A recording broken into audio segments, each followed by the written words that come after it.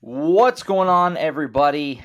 It's the SI Sooners podcast, episode 120. It's a post-game show on this wonderful Sunday, April the 24th, kind of. It's not the usual certified fresh. We're not sitting in the stadium like we usually are. Last night, it just got away from us, and there was tornadoes barreling in, and we said, let's sleep on it, and we'll hit it Sunday. So that's what we did. Josh Callaway in Oklahoma City, Ryan Chapman in Norman, John Hoover in Tulsa. First off, I was at the stadium long enough that I waited out the naders. Hoop, did you just drive back mid nader? How did that work? No, the tornado stuff was gone by the time I left. Okay, good. Yeah,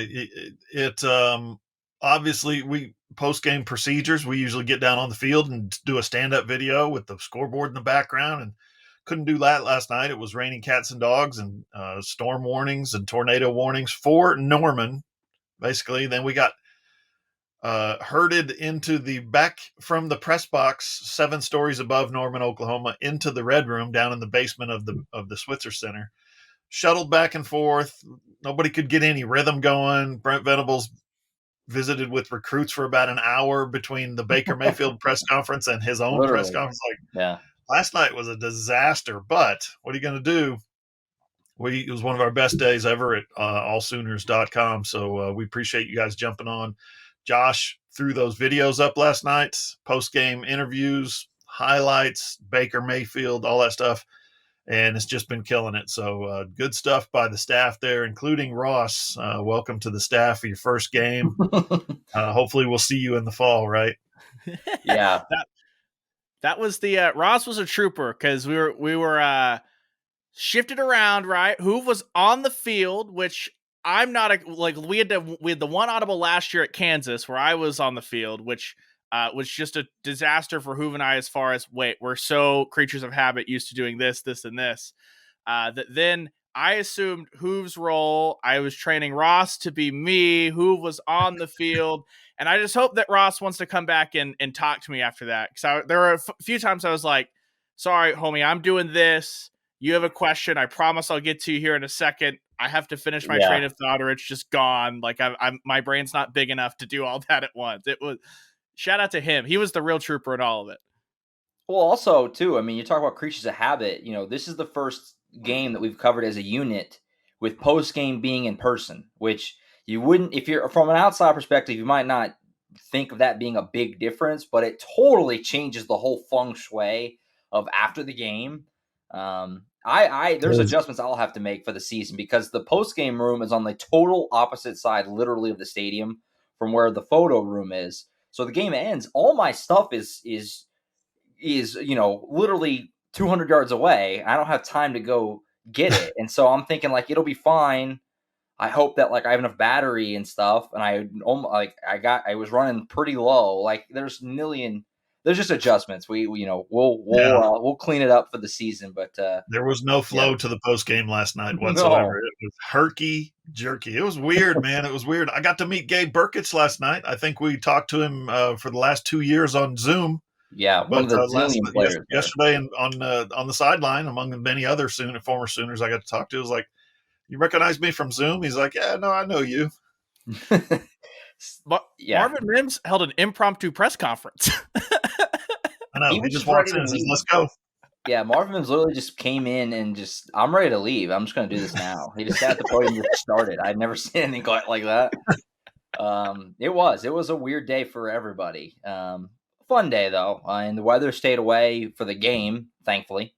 And so it ended up actually being pretty nice. It was overcast and 70. Can't complain about that. That was unbelievable.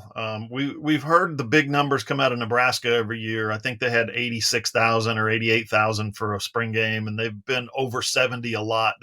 Nebraska's over 70. Even when they're bad, they're still putting people in the Memorial Stadium for the spring game. Oklahoma's top number ever was 52,000 a couple of years ago. 2019, I believe, was 50,000. Yesterday, 75,000. Honest to God, I never, ever thought we'd see 75,000 for a spring game in Norman, Oklahoma. Yeah. So an unbelievable job by Brent getting everybody kind of primed, I guess. Ever since he got there, he's been talking about this spring game. It was a big game for recruits, obviously. Huge day for recruiting. But I'm not kidding. I stood in the the south end zone, and I shot a panorama photo of the stadium all the way across, like so. 75, mind blowing, absolutely mind blowing. The top upper deck was half full, which is unbelievable. Yeah, and I mean, we can get into the weeds of obviously the game, but I definitely wanted to start with just the scene of this. I mean, the amount of people was insane. Coming in, I felt like the over-under was like at about 60, 65 maybe. And it was like, I think they have a chance to go over that. 75. It was packed. I mean, it was like a regular game day, honestly, in terms of like traffic getting in and just the way it felt. It was nuts. And then, you talk about all the former players. So many. I tweeted it as like a joke, obviously, but not really, in terms of like, if you're a fan who was trying to figure out like what former players are there, all of them. Name a guy, he was there. It was crazy. Yeah. I mean, like anybody you could think of practically was there. And then all the recruits, the sidelines at the stadium are always packed. It's hard to move around the sidelines, and it was times 10 at this game. You couldn't breathe down there. And it was like the whole game. It was crazy. Ryan, I mean, anything you wanted to add there? I mean, it was the crowd, all of it. It was nuts. It was unlike any other spring game, certainly, that I've ever been to. Yeah, I mean, so ever since Lincoln Riley left, we've seen this is a fan base that felt, I don't know if left at the altar or cheated on, whatever the correct relationship analogy is. Right. And you saw, really, we've had one chance, since Lincoln Riley left, for the fans to show out and have a actual outpouring. And it was when Brent Venables was scheduled to land on the tarmac that week, right? Since then, we've seen OU Twitter just become a madhouse. We've seen the program be, and the fan base specifically, be poked at and prodded from national media, both with intentions like Colin Cowherd, which is just, I'm a troll and this is how I get engagement, but also just casual, like the national people that don't do the day-to-day and talk about, well, Oklahoma's going to recede, all that. This was the perfect blend of first time the fans got to stick it to Lincoln publicly, Brent Venables being a unique character in Oklahoma football history and the hearts of the fan base, as far as a guy that was beloved for most of his stay there, some revisionist history about how he left, goes off to Clemson, and OU fans go, wait, we want that defense back. That's the defense that we want. So being able to not just be a bystander for the last decade saying, I want that defense, but being like, wait, that's our head coach now. That's our guy. The renaissance of alumni mattering. And then Baker Mayfield, the fans coming out to love one of the most beloved Sooners ever, and also at a crossroads in his career where he needed that hug that we've kind of talked about, that you'll get into later, Hoove, because you asked that question. All of those things, it was the perfect storm for Oklahoma to come out and just basically, this is a fan base double birdsing Lincoln Riley, showing every recruit in the country that hey, this isn't going anywhere, all that stuff. It was a really incredible, impressive display by the fan base. Hats off to them. And Josh, you had mentioned it, the over-under, I think everyone's looking at that 66 number. That's what Georgia put 66,000 in to celebrate a national championship. Pick Six previews put that out there, right? Is that Oklahoma won the spring game battle by 9,000 fans. It was not even close. And that's something that's going to be recruited on all summer long. And I was talking after the game, it feels like this fall, Oklahoma beats UTEP. Not a big deal, right? It feels like every little thing's going to be celebrated a little bit more this year as it's kind of a program reset under Brent Venables. Let me ask you guys this, though, before we move on. First of all, I saw a photo from the Georgia spring game, and the photo I saw was anything but 66,000. They might have had 30 in that photo, and I saw a wide angle shot of the whole stadium. So maybe it was before the game, maybe it was after the game. It's just a slice of what happened. But the question is this: which is more impressive? And OU fans, don't get pissed at me. Don't take this the wrong way. Which is more impressive, that OU put 75,000 in or that USC put 33,000 in? Because I was telling people before yesterday that USC was not going to have 10,000. Lincoln Riley is not moving the needle in Southern California. Obviously, I was wrong. They put 33,000, and that's a legit number because you could see, again, a photo. The stadium's about a third full. Now, obviously, 75 is more than 33. But I think Oklahoma fans rallying for 75,000, I said it before, mind-blowing. Blows my hair back. We've never seen anything like it. That used to be the stadium attendance before it was expanded, was 75,000. That was the capacity for the stadium.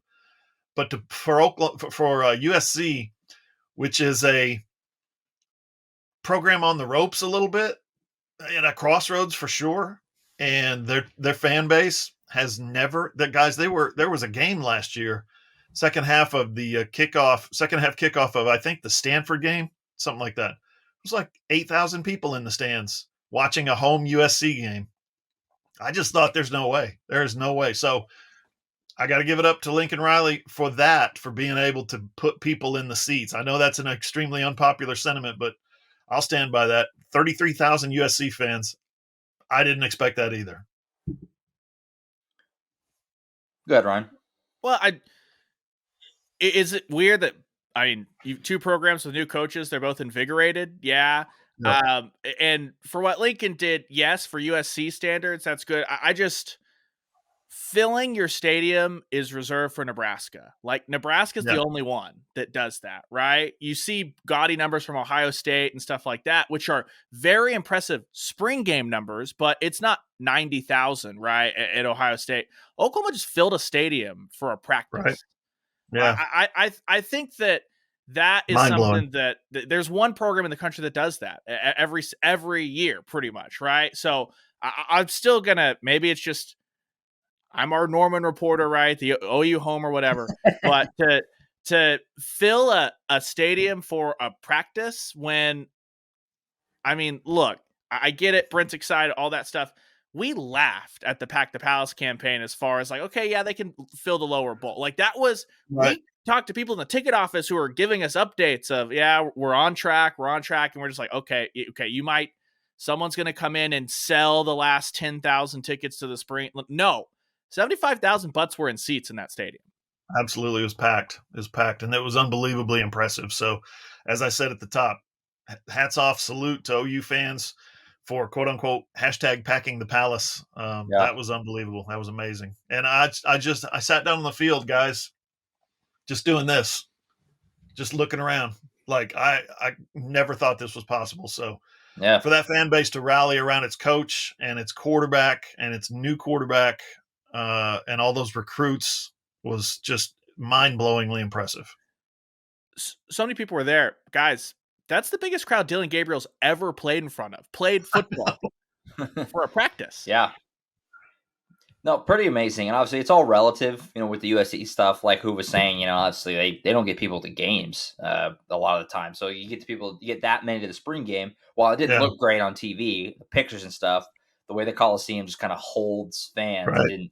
Didn't look great. It was that's an acceptable number, I would say, for USC. I mean, I would, I don't know. Like I said, it's all relative with, mecca of college football and all that stuff. You think you could get more people out there, and especially the population of that area. But what Oklahoma did yesterday was pretty unreal. And I don't know. I mean, can they continue to do it? Is it a one-off with, the fact that it was Brent's first year in Baker's statue? That remains to be seen. I guess we'll see. I mean, we'll find out in due time. I mean, they have a Kyler Murray statue in the works at some point. That might help, but yeah.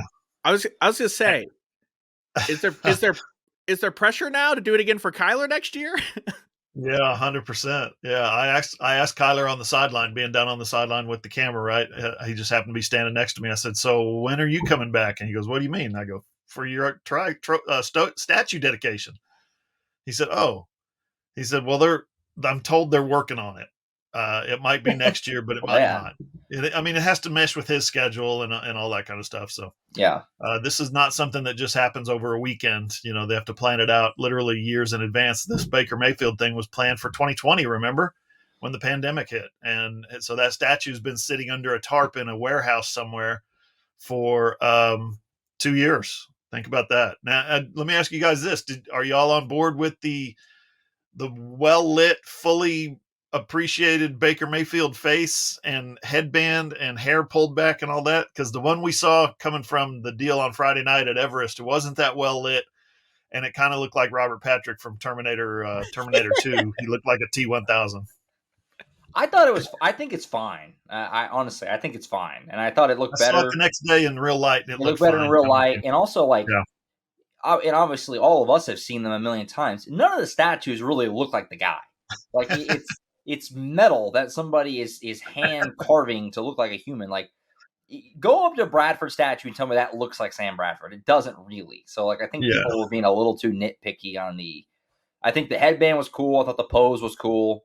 The flag plant was never even kind of a possibility, which is what Baker said as much yesterday. I thought the pose was fine. I thought the headband was fine. I don't know what else you could really hope for, honestly. I thought it came out pretty good. What about Baker and his quote on stiff-arming little brother? That's up there forever. They're going to have to deal with it. That's the best quote I think we've ever gotten from anybody. It is so Baker. Yeah. That was very Baker. Yeah, the statue, someone on Twitter, I think, said it looks more like Joe Burrow than Baker, which I agree with his face. Which, again, does it look like Baker in the face? No. To Josh's point, do any of these guys look like these dudes in the face? No. I think the big question was, when it's outside, does the headband look more like a headband or a 5-head? And it definitely looks like a headband. So that's the thing. It looks like a headband. The hair looks like Baker. It is what it is on the statue. It was more about the pose than anything else. Real quick, a thought occurred to me on the crowd, the USC crowd. This would be like a coach winning Coach of the Year for going 3-10 because the year before he was 0-10 or 0-15. You know what I mean? That's where my thought on USC putting 30,000 being impressive is coming from. Like Josh said, it's relative. But I thought, hey man, Baker Mayfield or not Baker Mayfield, Billy Sims looks like Billy Sims, doesn't he? That was the best one. In that regard, yeah, that's the best one. Heisman statue wasn't there yesterday. I know, or Friday. That was noticeably absent. A little bit concerning because he's at all these functions. There were 250 former players. We were joking about it. Me and Nate Fakin with KFOR. It was like, this is what Billy Sims lives for. This is right in his wheelhouse. So hopefully, this is his wheelhouse. Yeah, that was very surprising, especially. But how cool! And honestly, I would have loved if Billy Sims could have been in it. But how great is that photo with Baker, Kyler, Steve Owens, and Jason White together on the field with the Heisman? That is awesome. Getting all those guys together in one place, so cool. And every former player, you can run down the laundry list of guys. Adrian Peterson was there. Mark Clayton was there. Guys you haven't seen in forever, like Kenny Stills. It was just a laundry list of guys. It was a scene out there, and that photo they took before the game was awesome. It was cool that Sam was there on Friday because he wasn't, for one reason or another, able to be there on Saturday. Yeah, Bradford wasn't at the game. Yeah, Eddie Radosevich, obviously he said family stuff with Sam, that just family engagements couldn't get out of, and that he missed a little bit of the family stuff to be there on Friday. So that is on the OU beat, the Bradford insider, Eddie Radosevich. There you go. PC North connection right there with Eddie and Sam. So, yeah, the scene was unbelievable. Also, Kyler Murray with the baseball jersey was chef's kiss. That was fantastic. In the middle of a contract negotiation, just kind of reminding everybody, I have options. Yeah. Keep that open. But I tweeted the photo of it, and 99% of people got why that's funny, and the 1% of people that just didn't get why that's funny, it's just live under a rock, I guess. I don't understand, why is that noteworthy? He played baseball at OU. It's I didn't know that. Thank you for that intel. That I had no idea. Fun fact about Kyler Murray baseball: I called his first ever home run at OU. Is that right? Me and Colin Kennedy with 247. Yeah, we filled in on an OU baseball broadcast. It just happened to be Kyler Murray's first OU home run. Believe it or not. Take that. Pretty random little fun fact. That's cool. He is. He's been lifting weights lately. You can tell. He is. Yeah, he's bulking up. Yeah, I hope he can still throw it. I'm not too worried about that. So I guess we'll get into the actual game. lots to kind of digest as far as what the product like on the field. It's so hard to know with the spring game, and it's also funny because I think fans don't know what to do. It's like a guy OU scores a long touchdown, and it's like, whoo, but also because the defense just allowed that. It's one of those things the whole time. Guys fumble, and it's like, sweet, we forced a fumble, but also like, why did he just fumble? Fans like don't know what to make of everything. You can kind of feel that. But it felt like it was a physical game, which I know was something a lot of people were interested in, just kind of how the tackling looked and that kind of thing. It seemed like pads were popping pretty good. Before we get into any kind of individual players, just what you guys think about just the level of play. And I know it's hard to tell, but what just kind of, I don't know, what would you think of just the physicality and the speed of guys, kind of in general, in this game? I'll start. Being on the field for my first OU football game in a little while. I guess I've been on the field at the end of a few games, but just being on the field for a scrimmage. College football scrimmages have turned into kind of, bumping into each other, running into each other, early whistles, quarterback's down when there's nobody actually close to the quarterback, stuff like that. And while the quarterback protection was still in play yesterday, I thought the hitting in general was absolutely full speed. You can see guys like helmets flying off. I think Eric Gray lost his helmet at one point because somebody came in while he was in a pile and just delivered one of those, and thing pops off. The football being on the ground, a couple of those were because tacklers were intent on creating contact. It was impressive. Keep in mind, this was practice number 15, and they turned those guys loose and let them knock the hell out of each other. That was fun to watch. The first half was the most like a football game I've ever seen of any one of these scrimmages. And I'm a total nerd about this stuff because it's the only football content really like on the field stuff that we get in the spring. So like I got home last night late and immediately pulled up the ESPN Plus replay of Texas's to see how they went. I immediately looked for the ESPN Plus replay of USC just to see what that looked like. And this first half was the most football I've seen. I remember seeing in a long time. So they turned him loose. From play number 2, which we'll talk, the Marvin Mims bomb that ended up being a penalty on Jeffrey Johnson. We'll call that play 1. Play number 2 set the tone. Deshaun White tried to murder Javonte Barnes. He tried to end the true freshman's career on snap 2 of the spring game. That was a hit that I think everyone immediately, like the crowd's like, oh, they're going to hit today. So it was a lot of fun, and it made for like it got me excited almost immediately and engaged, because usually I'm just like, okay, it's the spring game, we'll try to learn what we can from this. But I immediately was just like, oh, they're gonna let him hit. Well, that's really exciting. That might change just my expectations for what we got, and the way they sprinted Gabriel back and forth across. He threw 28 passes there in the first half.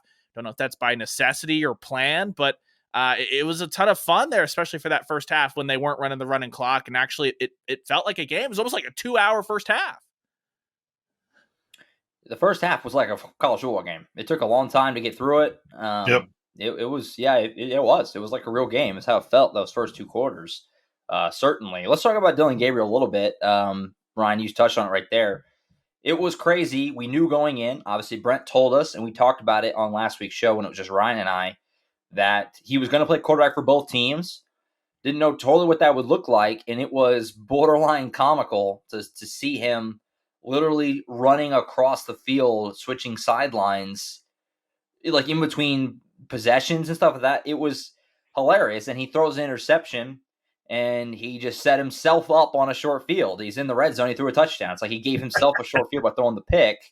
It was really strange. He has to be tired. He basically played a full game because he did like almost the lion's share of the drives for 2 full quarters. What do we think of his day? It seemed like the wind. It was windy, so that played a factor. He had some nice plays. Had the bad interception. He had a couple, I thought, deep balls that if they were a little better could have been touchdowns or big plays that he kind of just underthrew a little bit. Might because of the wind. I don't know. So what do we think of Dillon Gabriel just kind of in general yesterday? His post-game press conference was interesting because he talked about the wind and how he He'd never seen anything like it. And I guess Yeah. Marvin Mims told him early on, hey, man, when you get to Oklahoma, this wind is for real here. So I think that got him a couple of times, especially on the deep balls. But his short stuff, everybody knows his short stuff is tight. Spirals are good. Everything's on target. I was looking for accuracy yesterday. And when I mean accuracy, they used to talk about Sam Bradford this way. Your catch radius is like this, right? Your catch radius is here. When Sam would throw the football, your catch radius didn't need to be any more than this. If you needed it right here, Yeah. he would put it right here. If he needed it back here, he would put it back here. So Sam had uncanny accuracy, all-time accuracy. So I was looking for that kind of accuracy from Dylan in terms of a display of where's he putting the football so those guys can get it. I think for the most part, those receivers come away, left hand, right hand, doesn't matter. Those receivers come away saying this kid can put the ball on the spot where we need it. So that was an important part to me, especially in that wind. Yeah, he had a couple of minor misfires. I think about the one that he led Mims about probably a foot more than you'd want. It still hit Mims in the hand, then rocketed off Billy Bowman. There's another one for Drake Stoops, the other side. I really, really actually liked the ball that he tried to fit to. So after Eric Gray popped that big long run, he tried to fit one into a tiny, tiny window to Jaden Gibson. And Joshua Eaton, who we'll talk about later, made a great play on the football, but that was like, if you mistime that, if you put it behind your receiver, whatever, that's a back-breaking pick in the end zone. You just bailed the defense out. And if Gabriel could have that ball back, he probably would have tried to throw it just 2 inches to the right. But I thought the velocity and the touch on all that stuff was really good. My biggest thing for him was he was cool, calm, and collected, which you would expect in a spring game, knowing he can't get hit. But like I said, that's the biggest stage he's ever played on. And Josh, you talked about it, that interception. Well, the ensuing touchdown, like, that happened because Deshaun White's blitzing from that spot. And Gabriel immediately like snapped his head over, saw it, and just knew this is the read, pop that in there. And that's the thing is, when I say, okay, it's a vanilla offense and a vanilla defense, Dylan Gabriel should know where all the linebackers are. He should know where the safeties are. I think everyone's going to go, yeah, okay, duh, that's what it should feel like. Flip on the Texas spring game and watch Hudson Card and Quinn Ewers not be able to see where, like, there were a couple of balls for both those guys that they both, hey, there's a linebacker there that you just didn't see. Okay, well, you should know that. You're going against your vanilla-based defense. You had none of those problems from Gabriel. If he felt pressure, we talked so much about Spencer Rattler bailing out of the pocket early. I thought he was like 100% correctly left the pocket every time. And whether he did get touched on the way out, but like on some of those he got touched, was never going to be sacked in a real game. Some of those he got out of there and was able to, like that play to the big touchdown to Weiss. He moved the pocket to the left. Weiss snapped out of it. Tawi Walker got crossed up because it was a good scramble drill, and boom, touchdown. So this is a guy that has much better pocket awareness than Spencer Rattler and kind of has that Baker Mayfield-esque. He's athletic enough to move that pocket around where it needs to be. Will he be that slippery? We don't know. Again, no live bullets, but I was just impressed with the poise. And it's something we just haven't seen out of 2 years of Spencer Rattler and Caleb Williams, because it's just true freshman stuff that has to develop over playing college football games. Yeah, so Gabriel finished his day in a game playing for both teams, 19 of 28, 250 yards, the touchdown and the pick. After Gabriel, not much. And this was, a big talking point throughout the spring. It's something that I've kind of harped on a little bit, in that Oklahoma has a backup quarterback problem, which is not a problem unless it's a problem. You know what I mean? I mean, if Gabriel stays healthy, then you're fine. But if he gets injured, even for half a game, I feel like Oklahoma is going to have problems. And Brent admitted as much after the game, saying that transfer portal is an option, just to find another quality quarterback that they can throw in if they need to. Because after Gabriel yesterday, I mean, Ralph Rucker was 5 of 9 for 62 yards. I mean, fine, I guess. Micah Bowens only completed one pass. It was a 95-yard touchdown to Jaden Gibson, but that was his only pass he completed. Nick Edwards was 0 for 1, and then Ben Harris is the only other quarterback. He went 2 for 4, so he didn't get anything really of note from anybody else. What do you guys think of Brent Venables saying that transfer portal is an option as far as adding another quarterback? It seems like logical to me. Like they could use another guy.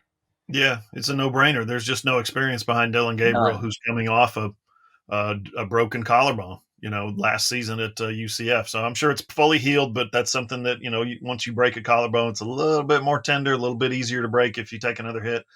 So they need to absolutely look into the transfer portal market. Probably the sooner the better. How weird is it to have a coach that doesn't treat us like idiots? I know. Hey, I mean, it kind of caught me off guard, honestly, that he was that open about it. Yeah, and he was like, yeah, we can get development from those other guys, but we'll look for the portal. It needs to be the right age, the right fit. Brent's like, I won't get into that, but yeah, it's definitely an option that we'll be looking at. Thanks. Next question. Yeah, appreciate you.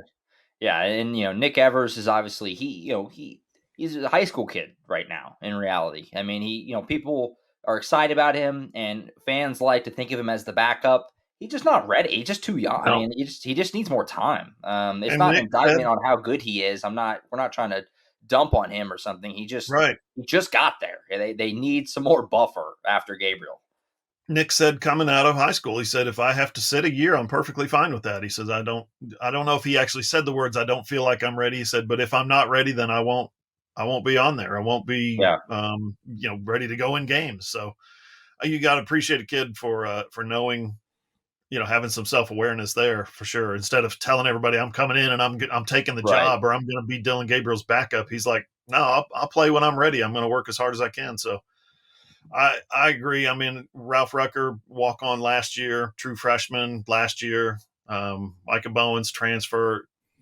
If you don't have a backup quarterback, then you're going to have to go get a backup quarterback. The problem is who's going to transfer with the intention of being a backup quarterback. It's got to be somebody who's young, has a long couple of years in front of him, and thinks Dylan Gabriel is going to be gone after 1 or maybe 2 years.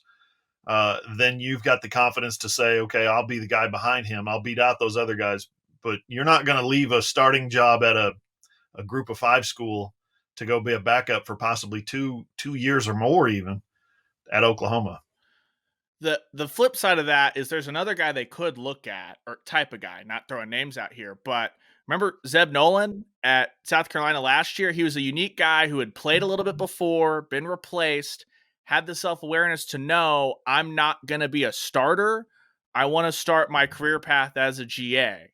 If you can go out and find one of those guys who has that kind of self-awareness to say, you know what, I'm probably not going to be a starter. I'm at terms with that. I want to come in a year and learn under a Jeff Lebby. And if you learn this year as the backup and then transition into like a GA role next year, then you're going to have to look for, it's a very specific type of guy, but that's the other option is someone looking to start their coaching career and looking to start that coaching career under, a really lucrative offensive coordinator. We saw, didn't really pan out like that under Lincoln Riley, but if you're looking for a veteran, it'd be like, that's the pitch, is learn for 1 year under Riley, transition to a GA, and then boom, you're getting Cliff Notes in one of the most explosive offenses in football. Like that's the other option. It's 2 very specific kinds of player. Very hard to just find those guys who are hitting the portal looking for that, because most guys are looking for a starting job. Just see if JP Lossman has any eligibility left. See if you can find a way to work that in there. But yeah, this is definitely where Chuba Purdy would have been nice. They were chasing him. He would have been a really nice backup right now to Dylan Gabriel.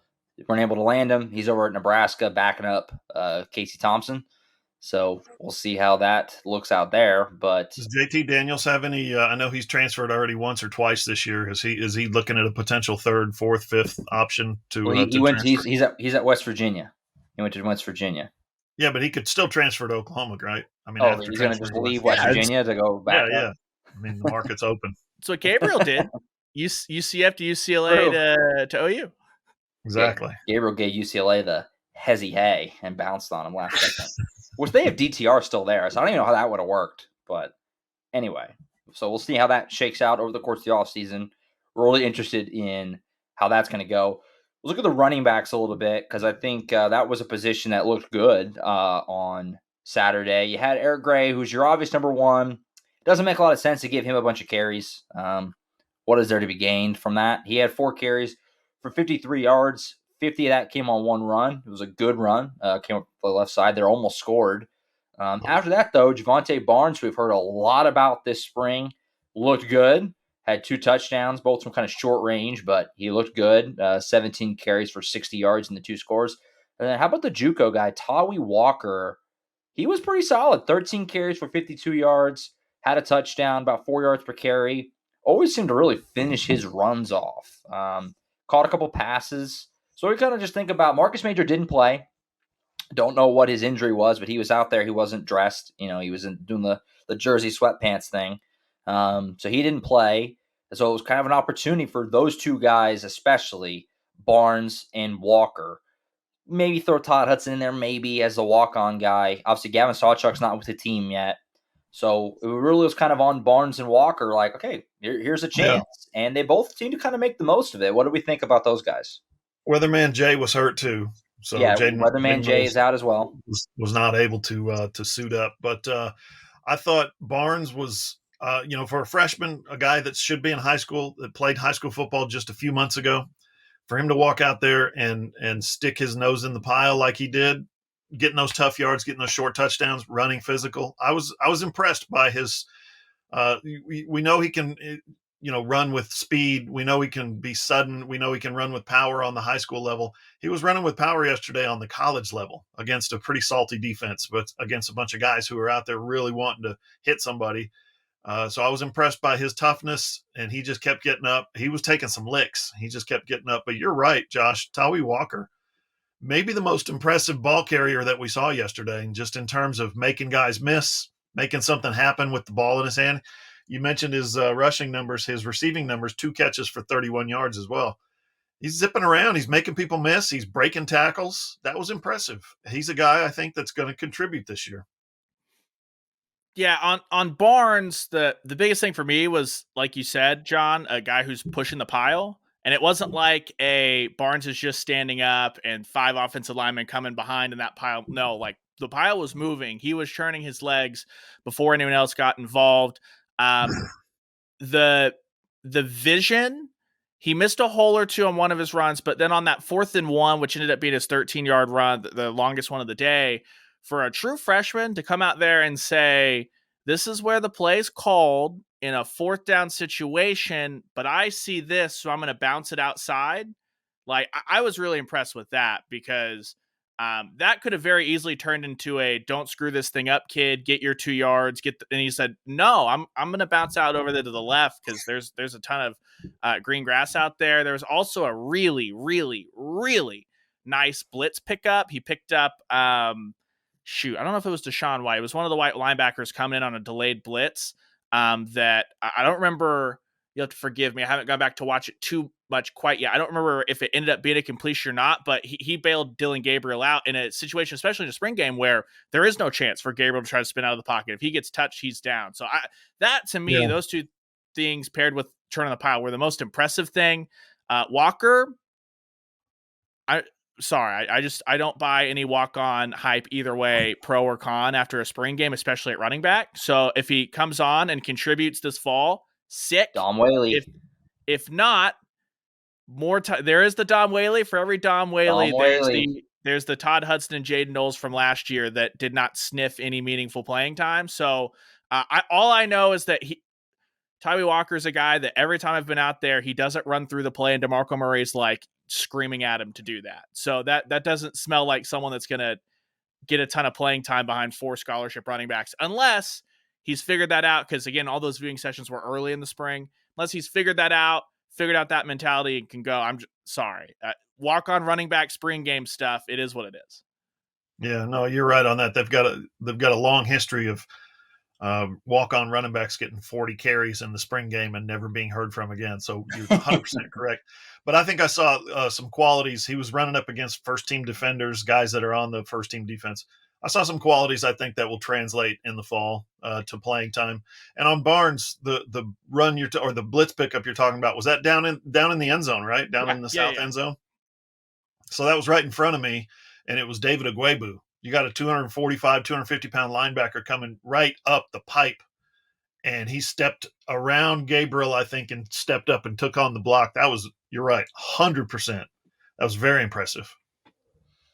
Anything else offensively before we shift the conversation to the defensive side of the ball? What y'all think of the O-line? Yeah, I was going to ask Ryan especially because he was very critical of the O-line last year. Any receivers that caught your eye? Obviously, Mims had a couple nice ones, a touchdown. Jaden Gibson. Just anything else offensively before we shift over to defense that we you guys wanted to touch on? Yeah, the O-line, guys, I don't know what to do with it. I don't. Because you basically had, if I were projecting today, who I would assume would be the starting five, left to right, I'd have Anton Harrison, McCade Matower, Rame, Chris Murray, Wanye Morris. That would be my just projected. Obviously, Rame's not playing. The left half of that line's on the white team. The right half of that line's on the red team. And when Bill Beanbo was asked, like, is that the split you would have gone with or whatever, he smiled. He said the correct thing, but it said, no. I'm not stoked with how this is going to look. So, frankly, like, if you're looking for a positive, Eric Gray's huge run was busted off to the left side with the white team. That's running behind Anton Harrison and McCade Matower. They did a great job. Matower got up to the second level, totally sealed off TD Roof, and that created that huge channel for Eric Gray to run in. If you're looking for, like, if you're a positive person, awesome. Tyler Guyton showed you that he looks pretty athletic out there. Savion Byrd was fine out there as well. If you're a negative person, like if you're a glass half empty kind of guy, the defensive line was getting pressure all day long. For me, it's really, really hard, I think, to have a massive takeaway either way, other than there's no depth on the interior. It's not there. Yeah, the thing I'll take away is that when you split up, you've got a starting five offensive line for a reason. They work well together. They're a single unit. When you break those guys up and say you're on this team now and you're on that team, just totally tears up the chemistry. So it's really hard to get a read on what we're supposed to be seeing.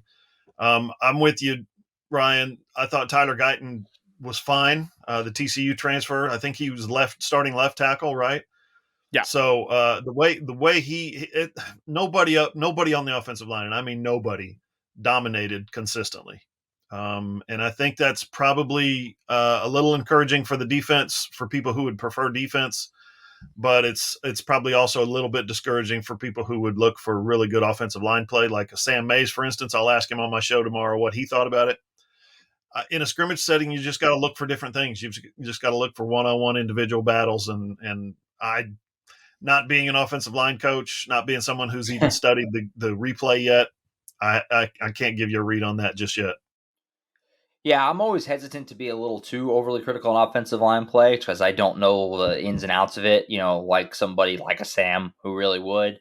But yeah, Bill Beanbo talked about this on Thursday, the splitting the guys up. And, he was like, I understand why we're doing it and everything in the format of the game, but it's not ideal, for developing that chemistry. So it is hard to know how much stock to put in. I do think they are definitely thin on the interior, Ryan. I agree with you on that. And we'll just have to see. I don't know. I mean, Andrew Rame wasn't expected to go. And then he was out there suited up. I mean, I think we kind of all thought he wasn't going to play. So he obviously was healthy enough to give it a go. I don't know. I don't know if he was working through something because he really wanted to, or if he actually was 100%.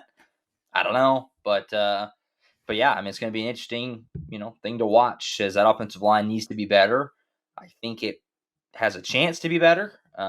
But we'll see. I don't know. It's going to be an interesting part of the fall next year as they, try to, establish who's in what spot and get that chemistry going. And they have a couple of games at the beginning of the year to kind of a little bit give a run of a runway. You shouldn't lose UTEP or Kent State at home, so you should have a little bit of time there to kind of settle in. They're not jumping in. They're not playing, Ohio State in week 2 or something like they have in the past. So we'll see what that looks like next year, though. That's for sure. All right, flipping over to defense. Obviously, we talked about it a little bit already with like the physicality and the hitting and stuff like that. But any guys that jumped out, I have a couple certainly that I noticed looked good. But you guys can hop in with just any defensive players or anything defensively that caught your eye. I will say right off the top, Marcus Stripling was really good. He was a guy we heard a ton about in the spring. Brent talked about he's transforming and all that stuff, and he had a great finish to last year. I've always really liked him. He had a nice spring game. I can't remember his exact numbers. I think I have them here handy. He had 5 tackles, all solo, 2 sacks, 4 tackles for loss. I mean, just wreaking havoc. He was great. So he was, in the running for defensive MVP of the day. But any other guys that caught your guys' eye?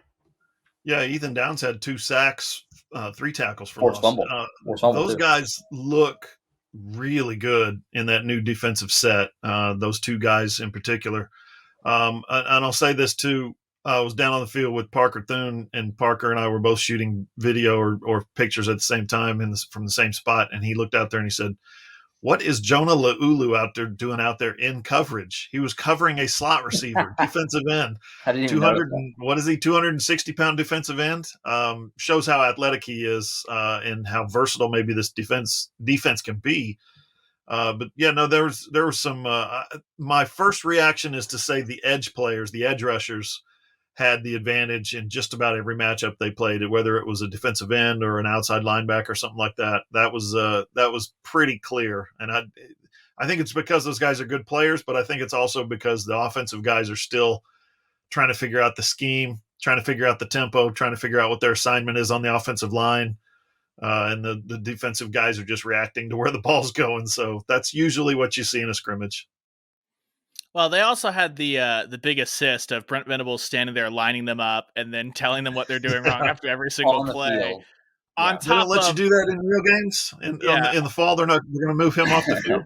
Yeah, I think so. And he almost we almost had a moment where he was wiped out by, I think it was Reggie Grimes. There was a play where Gabriel moved the pocket and Brent was like yelling at Grimes like, "I'm here, I'm here, I'm here," and he was like bracing for impact almost, which was kind of funny.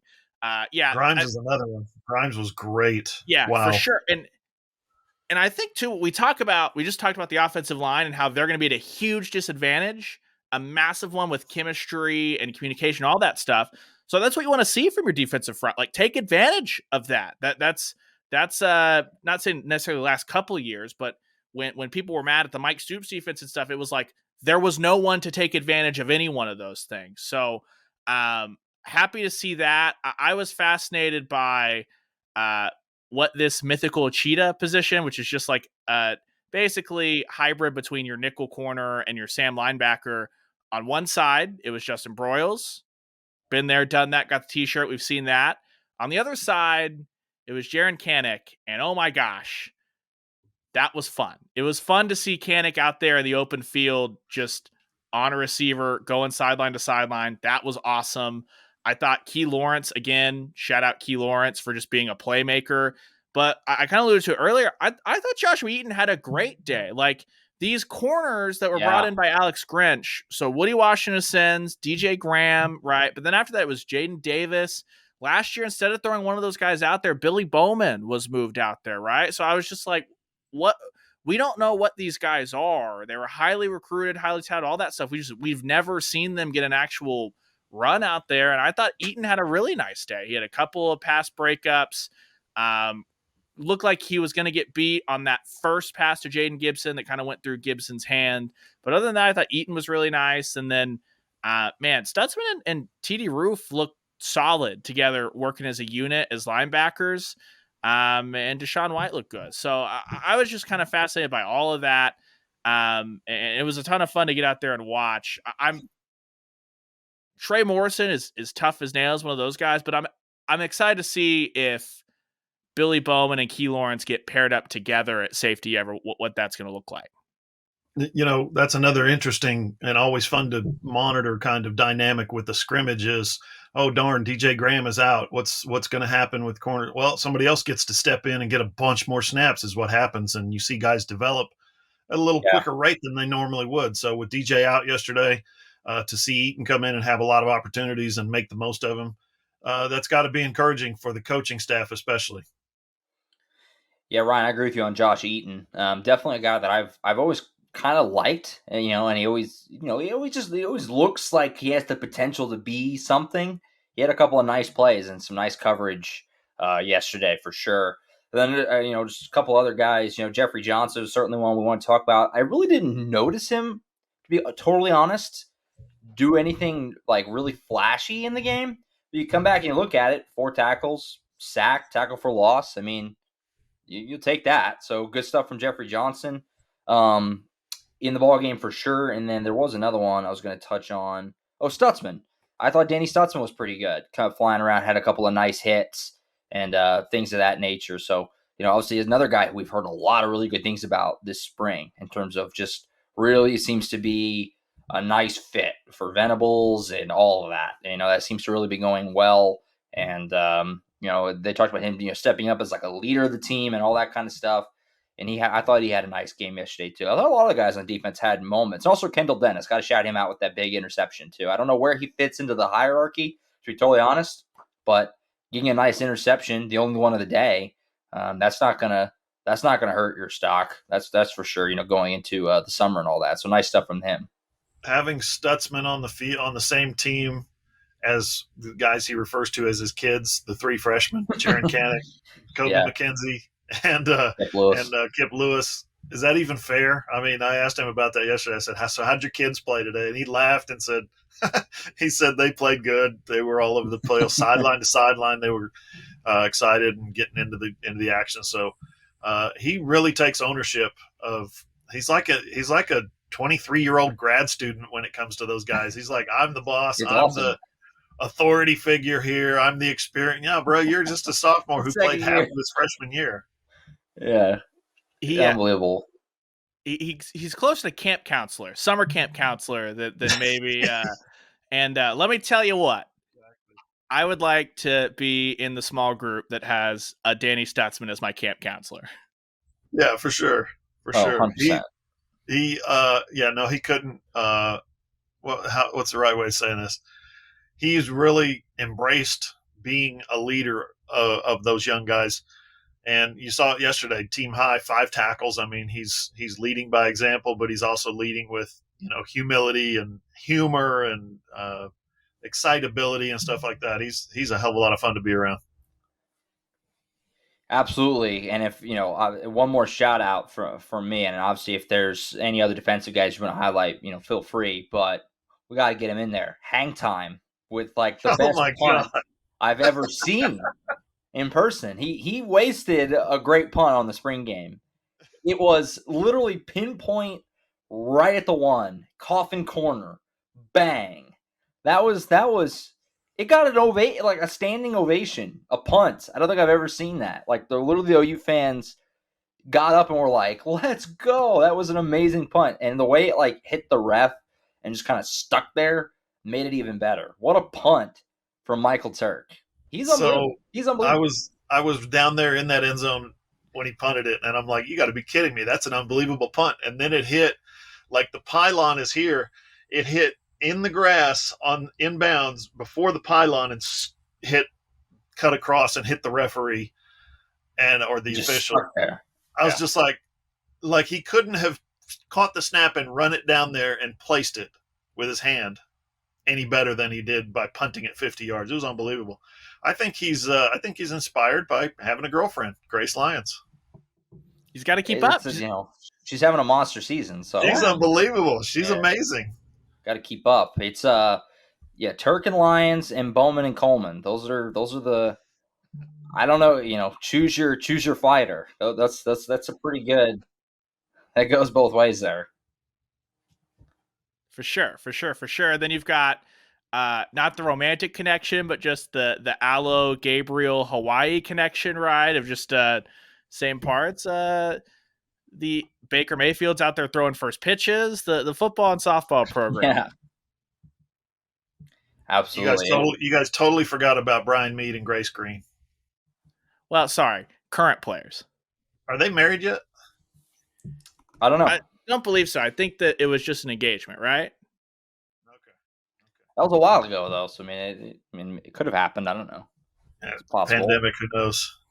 Very true. My engagement to marriage was only 5 months. We went really fast. So I think that was more than 5 months ago. So although time is sure.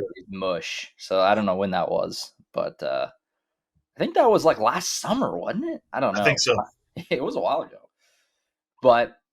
It was a good game overall, good day. Lots of good stuff came out of it. Any final thoughts from you guys? Obviously, we have the midweek show coming up, so we'll be back with you guys in just a few days. But any kind of final things before we sign off and send the people on their merry way here on Yeah. what was obviously, I think, a very successful spring game. I don't know what else you could really get out of it or hope to get out of it.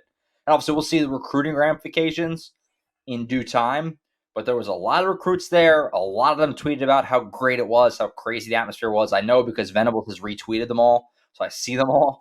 And so, I mean, it seems to have been a pretty fruitful day. Huge on the recruiting front, obviously, and huge on the alumni front to have that many former players, especially guys, Pro Football Hall of Famers, first-round draft picks, all-pros, Pro Bowlers, guys who are obviously involved currently in their career, dozens of guys who are in their careers right now, coming back and standing on the sideline for 2 hours, 3 hours, whatever it was. Just it couldn't have been a more perfect day. Now, it didn't end well for us because of the delay and the lightning and the rain and the tornadoes and all that stuff. But for an OU fan, for an OU football player, it absolutely could not have ended any better. And I'll finish my part by saying this. During the broadcast, during our recording of this pod, I came across a Spencer Tillman tweet, and I'll just kind of hold it up to the camera here. Yeah, put the crowd. The top image is OU's football stadium packed to the gills.